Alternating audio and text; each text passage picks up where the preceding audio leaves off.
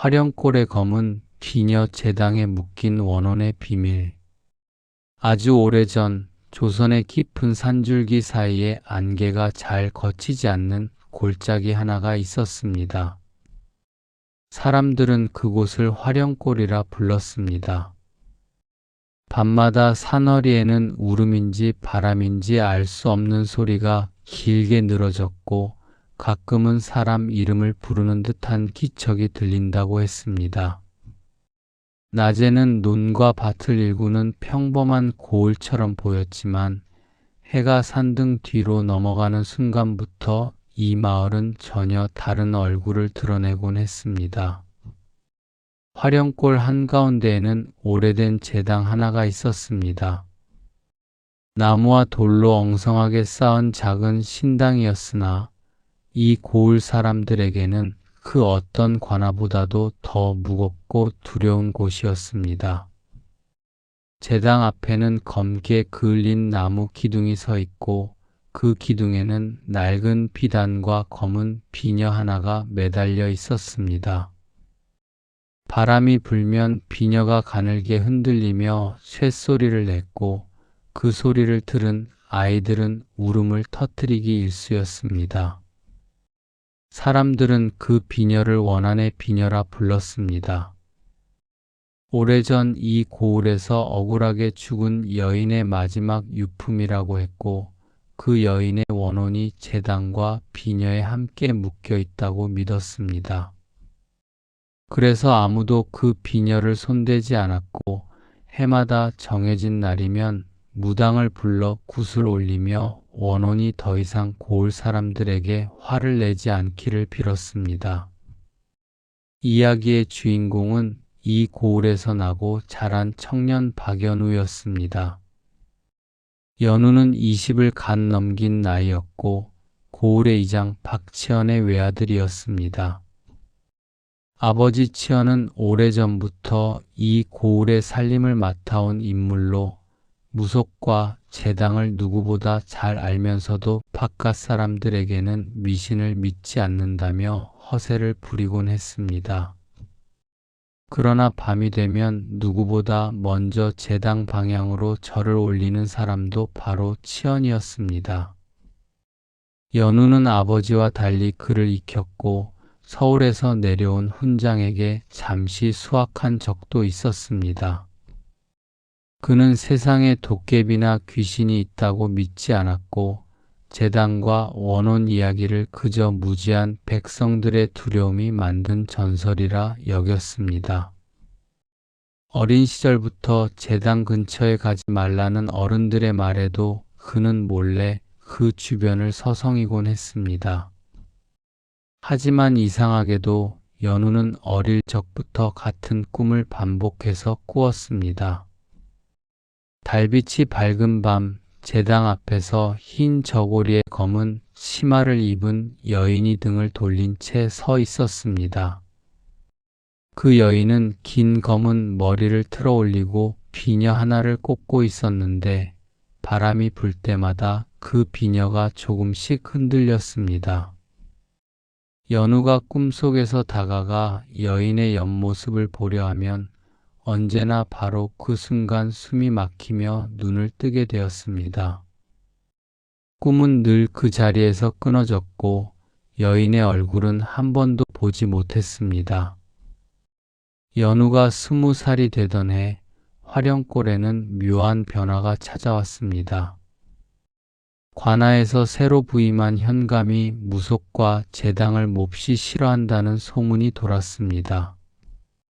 새 현감은 부임하자마자 고을에 내려온 문서를 통해 제당을 비롯한 무속 행위를 줄이겠다고 선언하였습니다.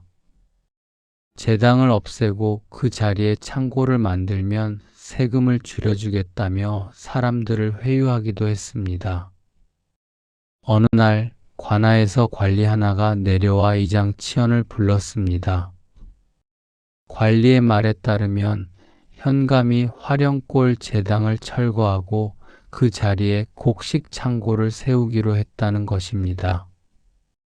치연은 겉으로는 고개를 끄덕이며 좋게 대답했지만 집으로 돌아와서는 얼굴이 하얗게 질려 있었습니다. 그는 밤늦도록 제당 쪽을 바라보며 앉아 있었습니다. 그날 밤 화령골에는 오랜만에 큰 비가 내렸습니다. 번개가 사너리를 가르며 내리꽂혔고 천둥이 울릴 때마다 제당 기둥이 흔들리는 듯 했습니다. 마을 사람들은 불을 끄고 이불을 뒤집어 쓴 채 귀를 막았지만 연우는 혼자 밖으로 나가 마당 끝에서 제당 방향을 바라보았습니다. 번개가 칠 때마다 검은 비녀가 희미하게 빛을 내는 것처럼 보였고 제당 앞에는 누군가가 서 있는 형체가 잠시 보였다가 사라지기를 반복했습니다. 연우는 숨을 죽이고 지켜보았습니다. 그 형체는 분명 사람의 모습이었지만 움직임이 너무 느렸고 마치 물속에 잠긴 것처럼 흐릿했습니다. 번개가 다시 한번 치자 그 형체가 천천히 고개를 돌렸습니다. 연우와 눈이 마주치는 순간 그는 온몸에 소름이 돋는 것을 느꼈습니다. 그 눈빛은 분노와 슬픔 그리고 무언가를 간절히 바라는 듯한 애절함이 섞여 있었습니다. 연우는 뒤로 물러서려 했지만 다리가 굳어 움직이지 않았습니다. 그 순간 천둥 소리가 크게 울리며 하늘이 찢어지는 것 같았고 연우는 그제야 정신을 차리고 집 안으로 뛰어들어갔습니다. 다음 날 화령골에 오래 살던 노인 하나가 갑자기 숨을 거두었습니다. 그는 평소에 제당 근처에 잘 가지 않던 사람으로 특별한 병도 없었다고 알려져 있었습니다. 사람들은 어제 폭우에 놀라 거의 자다가 죽은 것이라 추측했지만 몇몇 노인들은 이를 불길한 조짐이라고 했습니다. 새 현감이 제당을 건드리려 하자 원혼이 노여워한 것이라는 말이 조심스레 흘러나왔습니다. 이 고을에는 오래된 무당이 한 명 있었습니다. 사람들은 그를 만월당 무당이라 불렀고 본명은 조연실이었습니다. 연실은 젊은 시절 큰 산에서 내려오는 귀신을 보았다고 했고 그때부터 신병을 앓다가 신내림을 받은 인물이었습니다. 그는 제당의 사정을 누구보다 잘 알고 있었고 제당에 묶인 원혼의 이름도 안다고 했습니다. 원혼의 이름은 윤화진이었습니다. 연우는 어릴 때부터 이 이름을 여러 번 들어왔습니다. 윤화진은 이 고을 양반집 출신 규수였지만 어느 날 갑자기 무당으로 몰려 제당 앞에서 목숨을 잃었다고 전해졌습니다. 사람들은 화진이 남몰래 비밀스러운 굿을 했다고 했고 또 어떤 이들은 화진이 자신의 집안을 아끼지 않는다는 이유만으로 억울하게 몰렸다고도 했습니다. 진실은 누구도 알지 못한 채 오직 이름만 귀신이라는 두 글자와 함께 남았습니다. 만월당 무당 연실은 며칠 전부터 제당 근처에서 이상한 기운을 느끼고 있었습니다. 밤마다 제당 기둥에 묶인 검은 비녀에서 차가운 한기가 뻗어나왔고 제당 앞에 고스란히 놓여 있어야 할 재물들이 이상한 모습으로 변해 있었습니다. 새벽에 닭을 잡아 올려둔 재물은 언제나 피가 말라붙어 있어야 했지만 어느 날부터인가 닭의 눈만 파여 있었고 피는 바닥에 뿌려져 이상한 문양처럼 퍼져 있었습니다. 연실은 속으로 불안함을 느꼈습니다. 이건 흔한 떠도는 귀신의 장난이 아니었습니다. 오래 묵은 원한이 깨어나기 직전의 기운이었습니다. 며칠 뒤 관아에서 인부들이 내려와 제당 철거 날짜를 잡았습니다. 이장치어는 어쩔 수 없이 그 일에 동참하겠다고 고개를 끄덕였지만 집에 돌아와서 식기도 제대로 들지 못한 채 술만 들이켰습니다. 연우는 그런 아버지를 보며 눈살을 찌푸렸습니다. 아버지, 제 당이 그렇게 두려우십니까? 치어는 한참 동안 입을 다물고 있다가 조용히 말하기 시작했습니다. 그의 목소리는 낮게 떨렸습니다. 치언의 증조부는 이 고을에서 처음 제당을 세운 사람 중 하나였습니다. 그때 제당 앞에서 피를 흘린 여인이 바로 윤화진이었습니다. 화진은 살려달라고 무릎을 꿇고 빌었지만 제당 주변에 모인 사람들은 돌을 던지고 욕을 퍼부으며 그녀를 마을에서 쫓아냈습니다. 결국 화진은 제당 앞에 매달려 죽음을 맞았고 그때부터 고을에는 이상한 일들이 일어나기 시작했습니다. 그 비극의 중심에는 이장 치언의 집안도 있었습니다. 증조부는 화진을 지켜야 할 자리였지만 오히려 앞장서서 화진이 마을에 재앙을 불러온다고 몰아붙였다고 했습니다. 그 결과 화진은 억울하게 죽었고 증조부는 말년까지 악몽에 시달리다가 비명과 함께 죽었다고 했습니다. 치언은 그때부터 자신의 집안이 이 원혼에서 완전히 자유롭지 않다는 사실을 알고 있었고 그래서 누구보다 제당을 함부로 건드리지 못했습니다. 연우는 그 이야기를 들으며 어딘지 모르게 가슴이 저릿했습니다.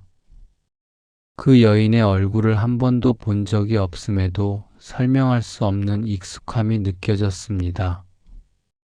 그리고 어릴 때부터 꾸어온 그 꿈이 떠올랐습니다. 제당 앞에서 등을 돌린 여인의 모습, 흰 저고리와 검은 치마, 그리고 바람에 흔들리는 비녀. 이름조차 알 수 없었던 그 여인이 어쩌면 윤화진일지도 모른다는 생각이 들었습니다. 제당 철거를 앞둔 열흘 동안 화령골에서는 이상한 사건이 연이어 벌어졌습니다. 강가에서 물을 깃던 안악 한 사람이 물속으로 갑자기 빨려 들어가듯 사라졌다가 다음 날 아침 제당 밑에서 시체로 발견되었습니다. 그 안악의 얼굴은 공포로 일그러져 있었고 손에는 검은 머리카락 한 움큼이 쥐어져 있었습니다. 산길을 걷던 사내 하나는 누군가가 뒤에서 이름을 부르는 소리를 듣고 돌아봤다가 그 자리에서 정신을 잃고 쓰러졌습니다.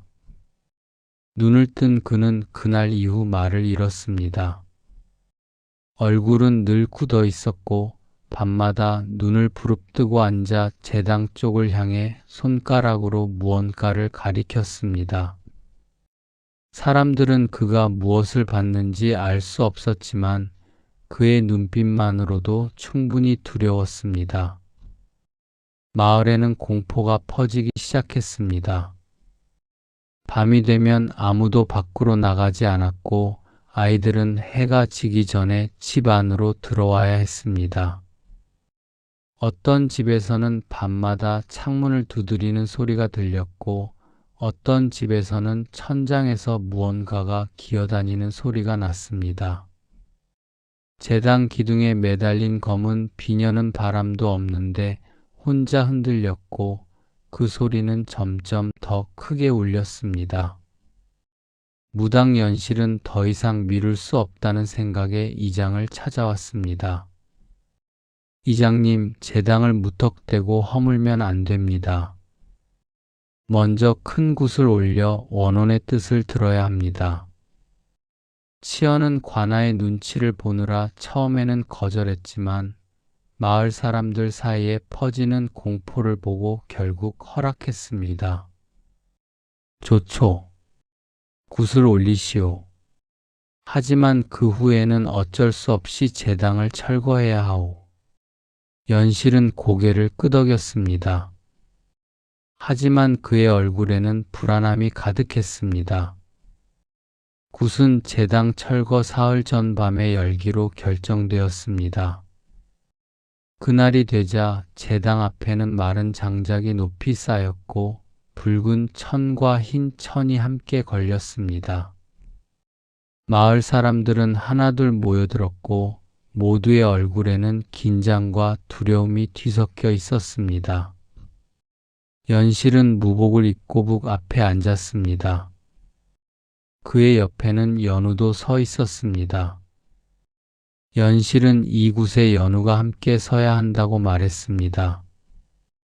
이유를 묻는 연우에게 연실은 그저 연우의 집안이 이 일과 깊게 얽혀 있다고만 했습니다. 북소리가 울려 퍼지기 시작했습니다. 처음에는 느리게 점점 빨라지며 밤 공기를 울렸습니다. 연실은 신을 부르는 노래를 부르며 몸을 흔들었고 제당 앞에 놓인 제물들 위로 술과 피를 섞어 뿌렸습니다. 바람이 일어나 제당 위에 매달린 검은 비녀를 흔들었고 비녀는 마치 대답하듯 가늘게 울렸습니다. 굿이 한창 무르익을 즈음 연실의 눈이 뒤집히며 몸이 떨리기 시작했습니다. 입술을 떨며 이상한 말을 쏟아냈습니다. 마치 다른 사람이 입을 빌려 말하는 듯한 목소리였습니다. 한 번도 들어본 적 없는 낮고 깊은 울음 같은 목소리가 연실의 입에서 나왔습니다. 누가 나를 깨웠느냐? 사람들은 숨을 죽였습니다. 목소리는 계속되었습니다. 100년을 기다렸다. 나의 억울함을 풀어줄 자를. 그 목소리는 이장 집안을 언급했습니다. 화령골의 죄가 아직 끝나지 않았다고 했습니다. 제당을 허물려는 것이 마지막 잘못이라 했습니다. 그래도 사람들은, 특히 관아에서 내려온 사람들은 그 말을 믿지 않았습니다. 오히려 이것을 빌미로 무당을 협박하며 굿이 끝나면 곧바로 제당을 허물겠다고 재차 말했습니다. 굿이 끝날 무렵 연실은 갑자기 제당 기둥에 달린 비녀를 향해 무릎을 꿇고 머리를 박았습니다. 그의 이마에서는 피가 흘러내렸고 비녀가 그 피를 머금은 듯 조금 더 검게 빛났습니다. 연우는 놀라 연실을 부축하려 했지만 연실은 그의 손을 잡고 낮게 중얼거렸습니다. 자네의 조상이, 그 여인이 손을 뿌리쳤다네. 무슨 말씀이십니까? 자네의 증조부가 돌을 던졌다네. 그 여인이 머리에. 연우는 온몸이 얼어붙는 것을 느꼈습니다. 연실이 본 그 장면 속 남자의 얼굴은 흐릿했지만 그 옆에 서 있던 어린 사내아이의 눈빛은 이상하게도 또렷했습니다. 그 눈빛은 연우가 거울 속에서 늘 보던 자신의 눈빛과 닮아 있었습니다. 굿이 끝나자마자 관아의 인부들은 제당 기둥에 손을 댔습니다. 도끼와 쇠망치를 들고 기둥을 찍어내렸습니다. 첫 번째 기둥이 쓰러질 때 산허리에서 낮게 울리는 듯한 소리가 들렸습니다. 누구는 그것을 바람소리라 했고 누구는 울음소리라 했습니다. 두 번째 기둥이 부러졌을 때 갑자기 하늘에 먹구름이 몰려와 달빛을 완전히 가렸습니다. 바람이 거세게 불며 제당 앞에 쌓인 장작이 쓰러지고 재물 그릇들이 하나둘 깨졌습니다. 사람들은 당황하며 뒤로 물러섰습니다. 그리고 마지막 기둥을 부수려는 순간 검은 비녀가 제당 기둥에서 떨어져 바닥에 내리꽂혔습니다. 땅. 비녀가 땅에 박히는 순간 바닥이 미세하게 흔들리며 금이 갔습니다. 그 금 속에서 차갑고 축축한 기운이 솟구치듯 올라왔습니다. 사람들은 비명을 지르며 도망쳤습니다. 그날 밤 화령골에는 다시 한번 큰 비가 내렸습니다. 이번 비는 평소와 달랐습니다. 비가 내릴수록 공기가 무거워지고 사람들의 가슴은 답답해졌습니다. 밤이 깊어지자 몇몇 집에서는 갑자기 아이가 아프기 시작했고 어떤 집에서는 아기가 이유 없이 웃다가 울음을 터뜨렸습니다. 안방에 걸린 조상들의 위패가 덜컹거리며 흔들렸고 제당 쪽을 향한 창문에서는 누군가 밖에서 서성이는 그림자가 비쳤습니다. 연우는 잠을 이룰 수 없었습니다. 그는 창밖을 내다보았습니다. 빗줄기 너머로 제당 자리가 보였습니다. 그리고 그곳에 누군가 서 있었습니다.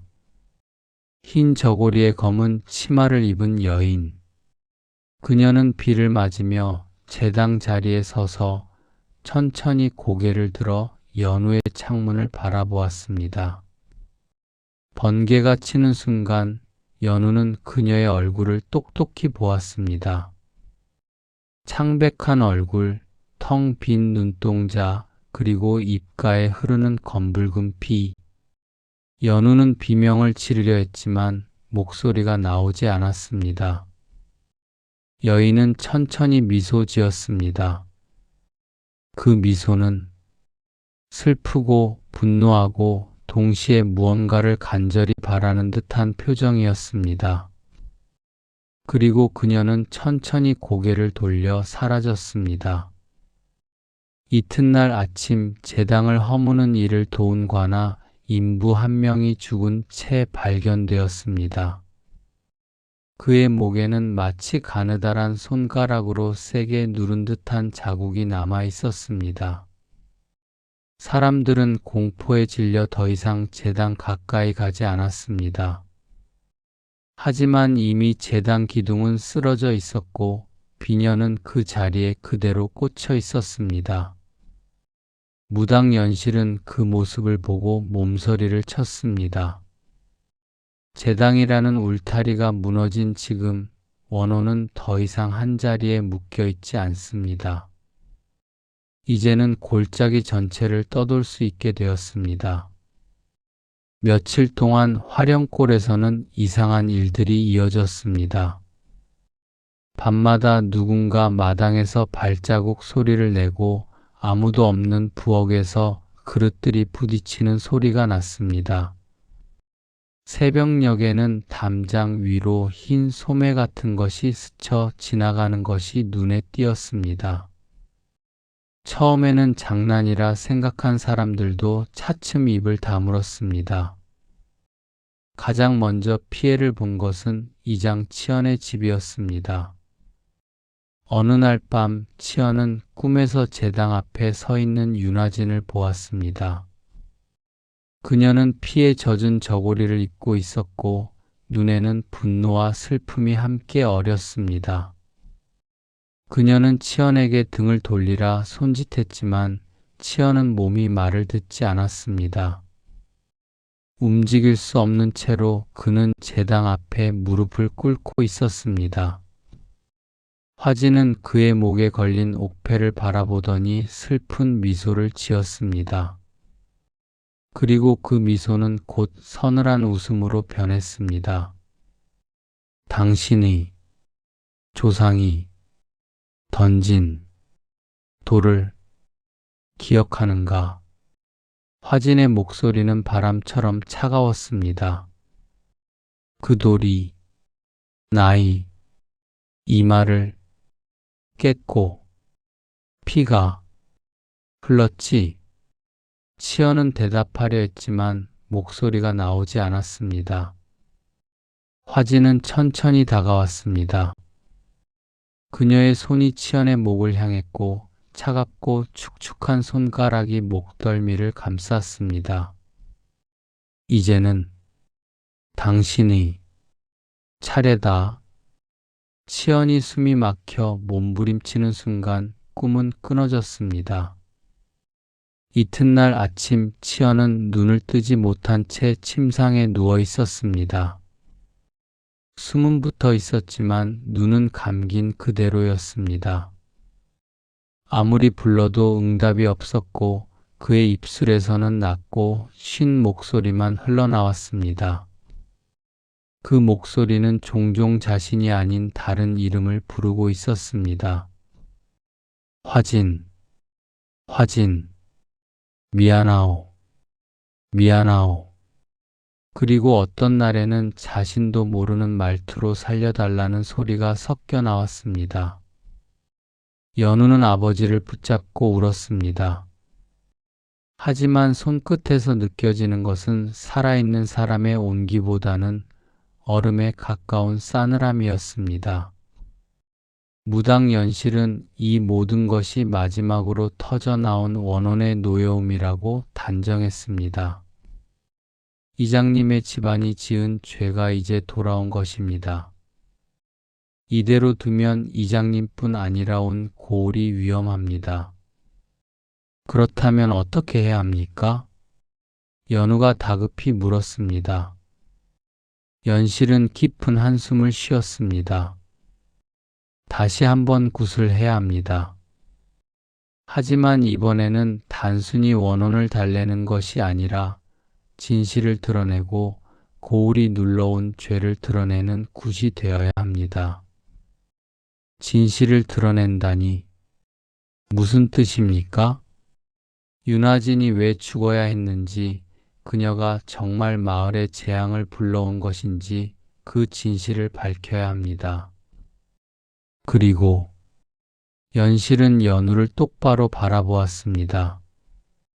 이장 집안의 피가 반드시 함께 있어야 합니다.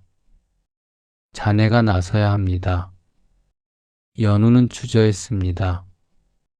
하지만 침상에 누워 신음하는 아버지를 보자 그는 결심했습니다. 좋습니다. 제가 하겠습니다. 굿은 제당이 무너진 자리를 다시 정리해 그 앞에서 열기로 했습니다. 새로 세운 기둥은 없었지만 땅에는 아직 남아있는 비녀와 금이 있었습니다.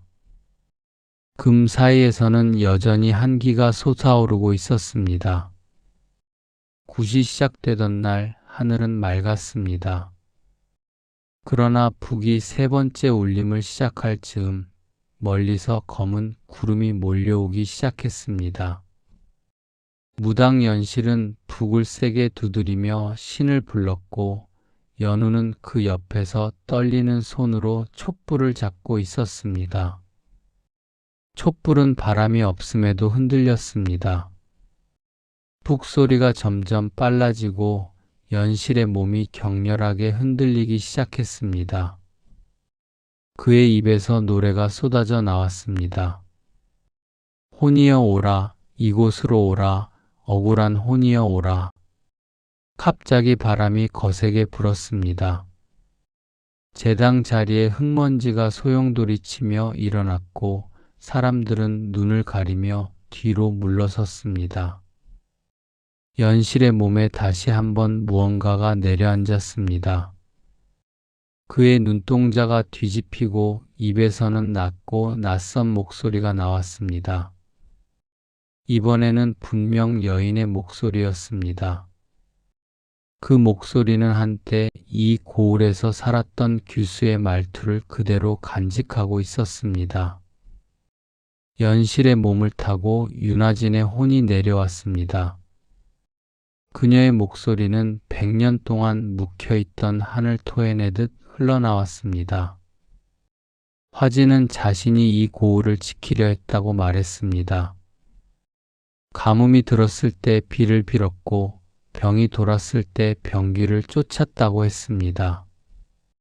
하지만 사람들은 그녀를 두려워했고 관아의 자들은 그녀를 눈엣 가시로 여겼습니다.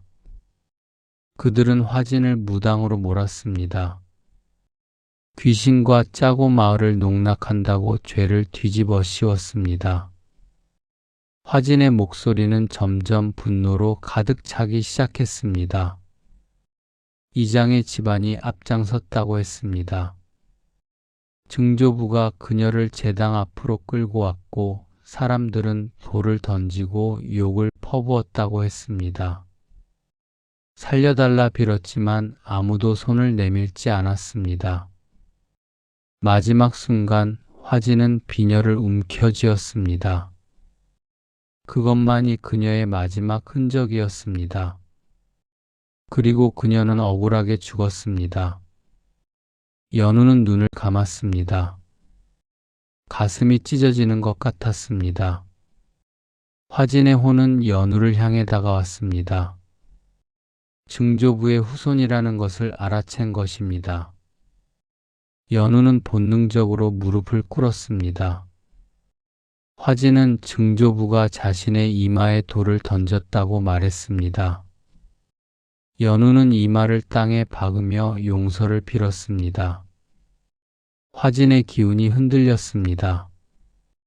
그녀는 연우의 눈에서 진심을 보았다고 했습니다. 그리고 그날의 진실을 보여주겠다고 했습니다. 갑자기 연우의 눈앞이 하얗게 변했습니다. 연우는 100년 전 제당 앞에 서 있었습니다. 온전했던 제당 앞에는 수많은 사람들이 모여 분노한 얼굴로 소리치고 있었습니다. 연우는 사람들 사이를 비집고 들어가 그녀를 보았습니다. 윤하진이 제당 기둥에 묶여 있었고 얼굴은 피로 범벅이었습니다. 하지만 그 눈빛은 여전히 살아 있었습니다. 화진은 울부짖으며 자신은 아무 잘못도 하지 않았다고 단지 고을을 지키려 했을 뿐이라고 외쳤습니다. 하지만 사람들은 듣지 않았습니다. 요망한 무당이라 소리치며 귀신을 불러 재앙을 불렀다고 몰아붙였습니다. 돌이 날아와 화진의 이마를 맞았고 피가 흘렀습니다. 연우는 그때 자신의 증조부를 보았습니다.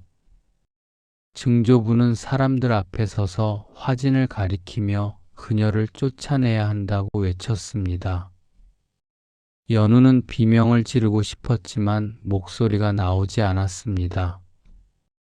그는 그저 지켜볼 수밖에 없었습니다. 화진이 죽어가는 모습을, 마지막 순간 비녀를 움켜쥐는 모습을, 눈에서 마지막 눈물이 흐르는 모습을. 화진의 마지막 말은 복수가 아니었습니다. 용서를 빌었습니다. 자신을 죽인 사람들에게. 연우가 정신을 차렸을 때 그는 다시 현재로 돌아와 있었습니다. 얼굴은 눈물로 범벅이었습니다. 화진의 목소리가 물었습니다. 이제 알겠느냐고. 연우는 떨리는 목소리로 대답했습니다. 화진은 아무 잘못도 하지 않았다고 단지 고을을 지키려 했을 뿐이라고. 화진의 목소리가 부드러워졌습니다. 100년 만에 처음으로 누군가 자신의 진실을 알아준다고 했습니다. 연우는 자신의 손바닥을 칼끝으로 그었습니다. 피가 흘렀습니다. 그는 그 피를 제당 자리의 금 사이로 떨어뜨리며 말했습니다. 자신의 피로 집안의 죄를 씻겠다고, 용서해달라고. 하늘에서 천둥이 울렸습니다. 바람이 거세게 불며 제당 자리에 흙과 재를 날렸습니다. 사람들은 두려움에 떨며 지켜보았습니다. 화진의 목소리가 조금씩 부드러워졌습니다. 고맙다고, 이제 더 이상 복수하지 않겠다고, 다만 고을을 지켜보겠다고 했습니다. 사람들은 그 말 속에서 깨달았습니다. 귀신이 그저 복수만을 꿈꾸는 존재가 아니라는 것을. 바로 그때 제당 자리에 박혀있던 비녀가 가볍게 흔들렸습니다. 그리고 새하얀 빛을 내며 조금씩 녹아내렸습니다.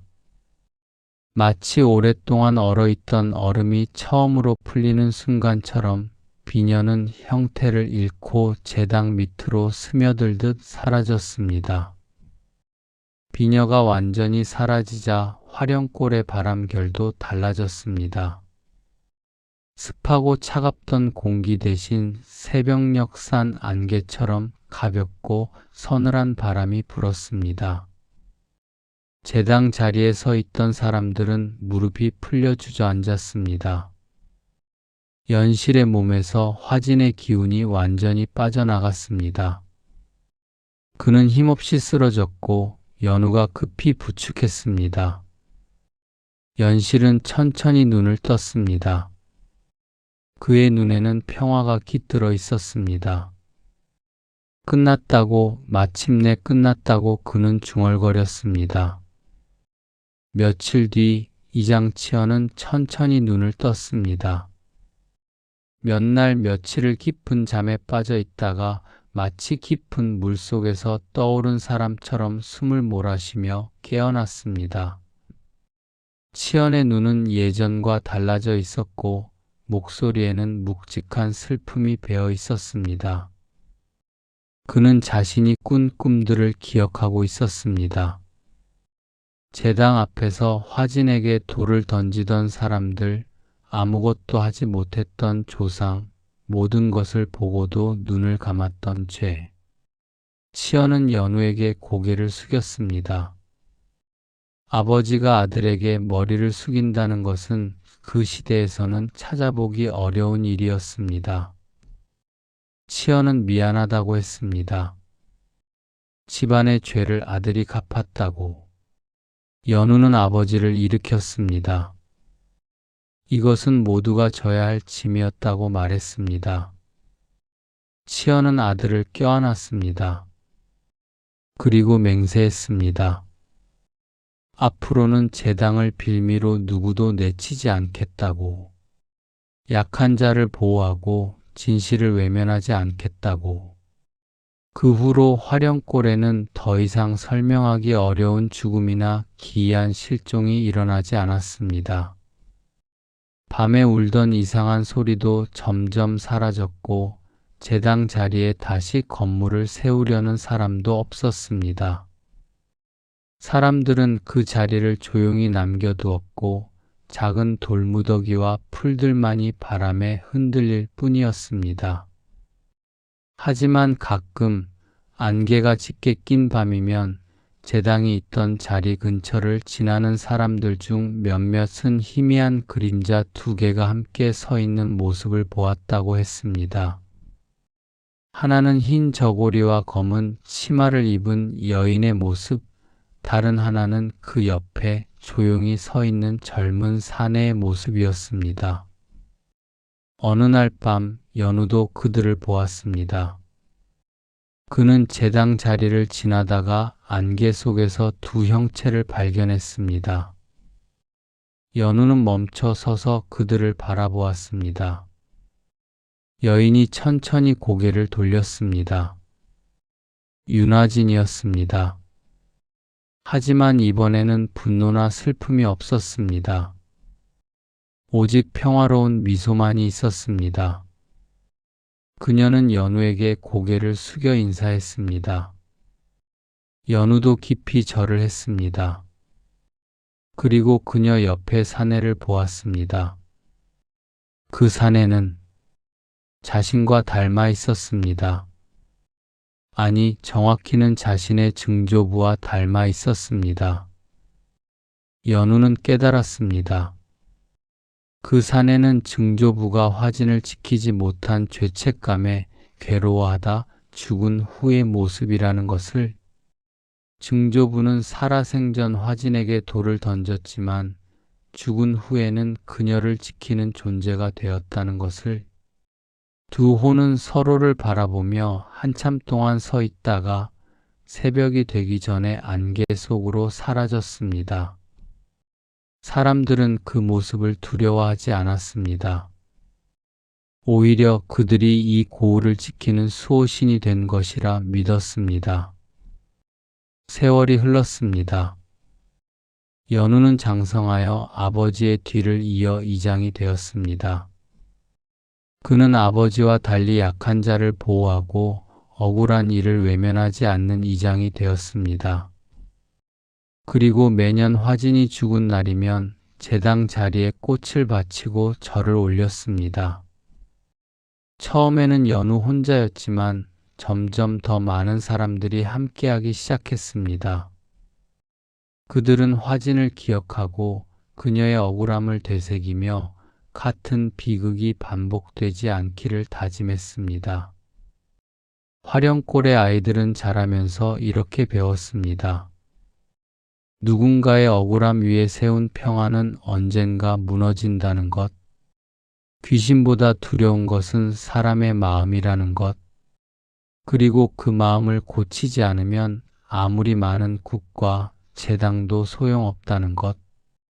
그래서 화령골 사람들은 이후에도 국과 제사를 지냈지만 누군가를 희생시키면서까지 안정을 얻으려 하지 않았습니다.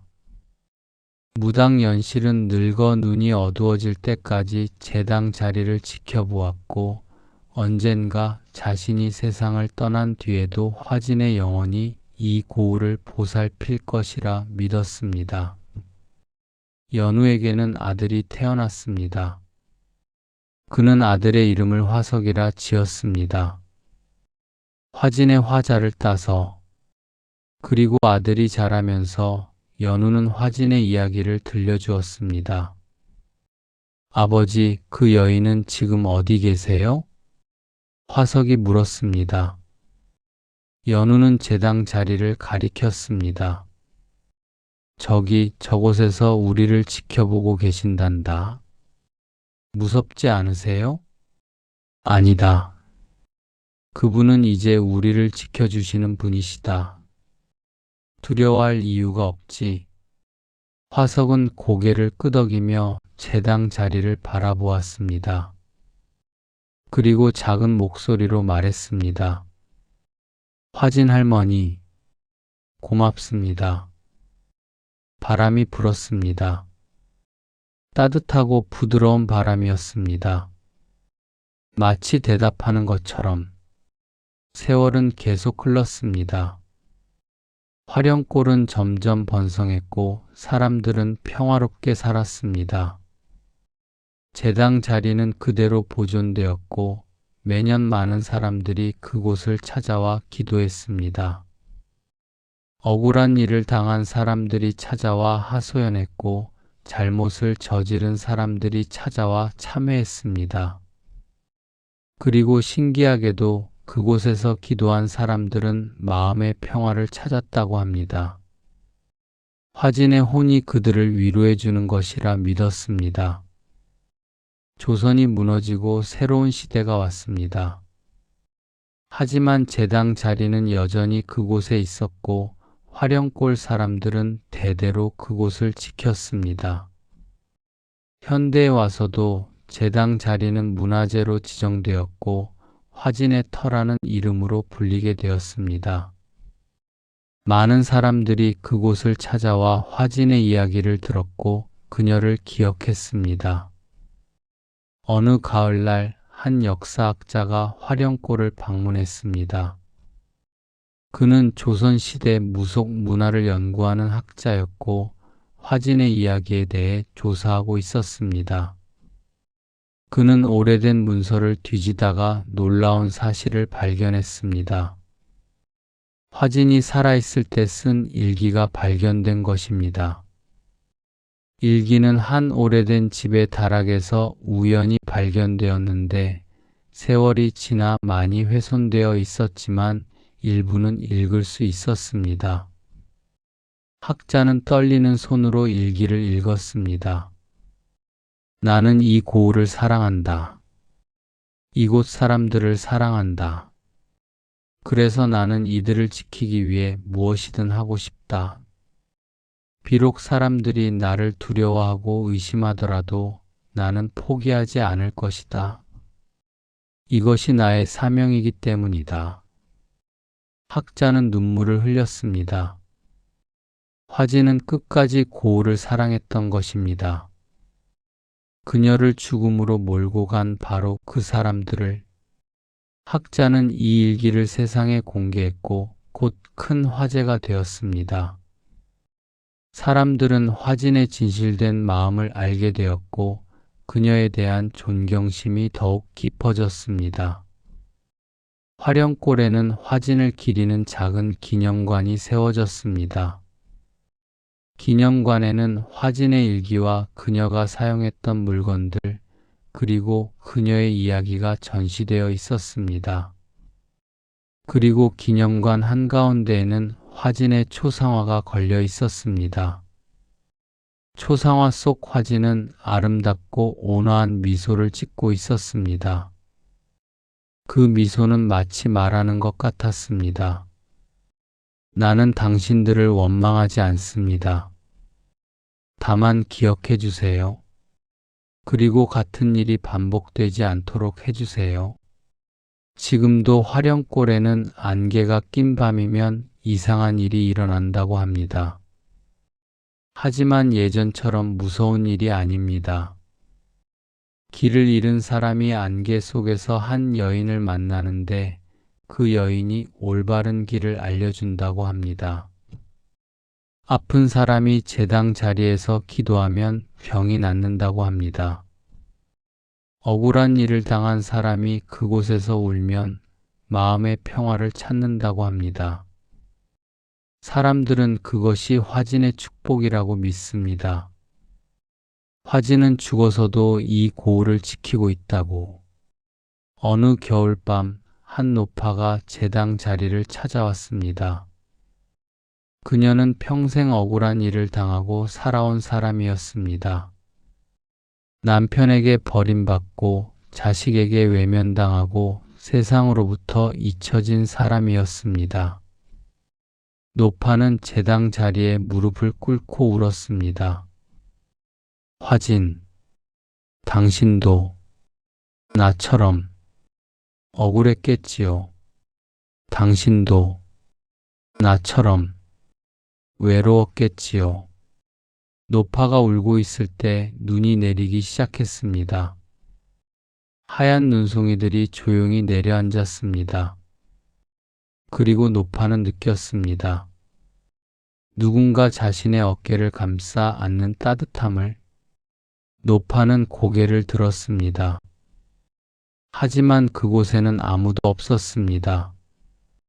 다만 눈이 내릴 뿐. 하지만 노파는 알았습니다. 화진이 자신을 위로해주고 있다는 것을. 노파는 눈물을 닦고 미소 지었습니다. 평생 처음으로 진심으로 웃었습니다. 고맙습니다.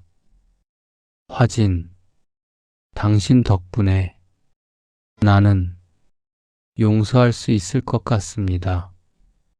노파는 집으로 돌아갔고 그날부터 마음의 평화를 찾았습니다. 더 이상 세상을 원망하지 않았고 자신을 괴롭힌 사람들을 용서했습니다.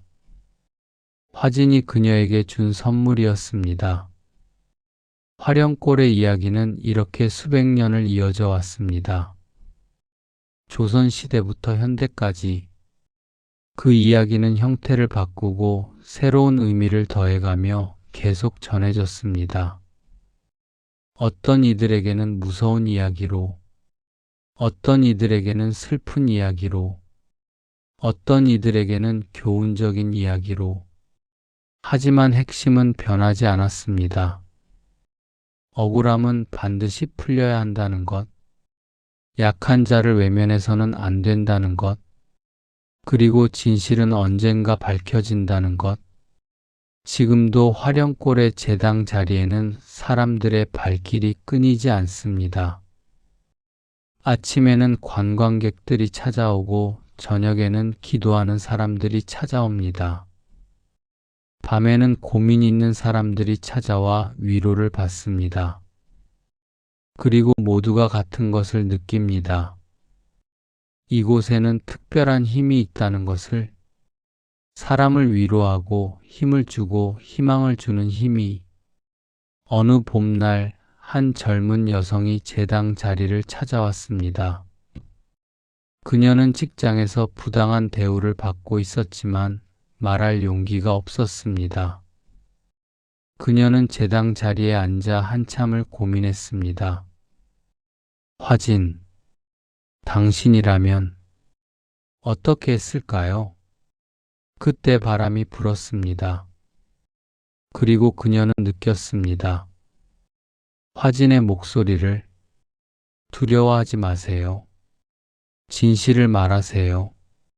당신은 혼자가 아닙니다. 여성은 눈을 떴습니다. 마음이 결정되었습니다. 그녀는 다음날 용기를 내어 부당함을 고발했고 결국 정의를 찾았습니다. 화진이 그녀에게 준 용기였습니다. 이렇게 해서 화령골의 검은 비녀 귀신에 대한 이야기는 단순한 공포담이 아니라 사람들이 자신의 죄를 돌아보고 인연과 원한의 무게를 깨닫게 하는 전설로 남게 되었습니다. 밤길이 무서울 때 어른들은 아이들에게 말하곤 했습니다. 그곳에 귀신이 있을지 몰라도 진짜 무서운 것은 귀신이 아니라 귀신을 만들었던 살아있는 사람들의 마음이었다고. 그래서 이 이야기는 단지 무서운 옛날 이야기가 아니라 사람의 마음이 어떻게 귀신을 만들고 또 귀신을 어떻게 풀어내는지에 대한 조용한 기록이 되어 세월을 넘어 지금까지 전해지고 있습니다. 오늘 밤 당신이 화령골을 지나게 된다면 제당 자리를 한번 찾아보세요. 그리고 조용히 서서 귀를 기울여 보세요. 바람 소리에 섞여 누군가의 목소리가 들릴지도 모릅니다. 화진의 목소리가. 그녀는 여전히 그곳에서 사람들을 지켜보고 있습니다. 억울한 이들을 위로하고 약한 이들을 보호하며 진실을 추구하는 이들에게 용기를 주면서 부디 이 이야기를 기억해 주세요. 그리고 누군가에게 전해주세요. 화진의 이야기가 영원히 계속될 수 있도록, 진실이 언제나 승리할 수 있도록, 화령골의 전설, 검은 비녀에 얽힌 원혼의 이야기를 끝까지 들어주셔서 감사합니다. 화진의 혼이 당신을 지켜주기를 바랍니다. 밤길을 조심하시고 억울한 일을 외면하지 마세요. 화령골의 전설, 검은 비녀에 얽힌 원혼의 이야기를 기억해 주세요. 이것으로 이야기를 마칩니다.